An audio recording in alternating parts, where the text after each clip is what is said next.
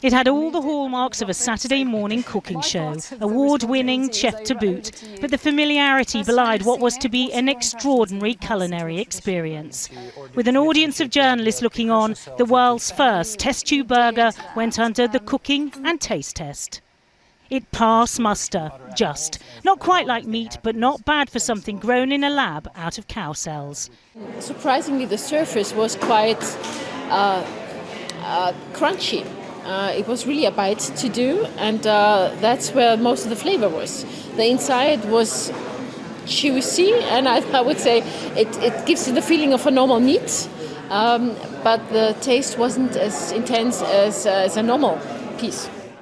Quietly proud, the scientist-turned-chef who devoted his work in recent years to producing what some have already dubbed the Frankenburger, cultured beef which he believes will solve some of the world's food and environmental problems.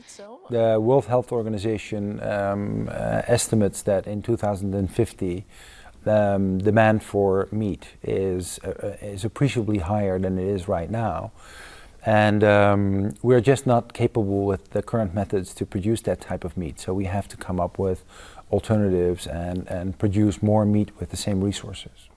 But it's been no simple to follow recipe getting here. It's cutting edge science. First, stem cells are taken from a cow. They're then incubated in a nutrient broth until they multiply. The cells organise themselves into muscle strips and are attached between anchor points to Velcro, so they're able to flex and contract as they grow. The strips have 4 ingredients added: breadcrumbs, caramel, red beetroot juice and saffron. They're then minced and added to lab-grown animal fat to form the burger.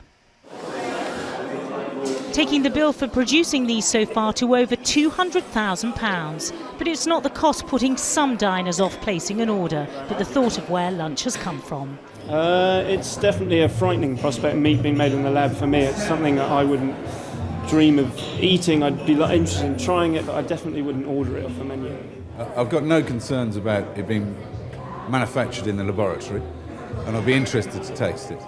It could be an interesting solution to kind of providing food for loads of people, but I like really fresh food, and I'm a little bit wary of it. Still, with demand for meat set to double in the next 40 years and most of our agricultural land given over to livestock, in time the science burger may seem more palatable, offering consumers a choice between mass-produced meat and meat produced in the lab. And if you do fancy a taste of the future, you're going to have to be very, very, very patient. Burgers like this one aren't expected to appear on our supermarket shelves for at least a decade. It's hardly what you'd call fast food. Maybe just as well. A taste for this burger may take some time to acquire.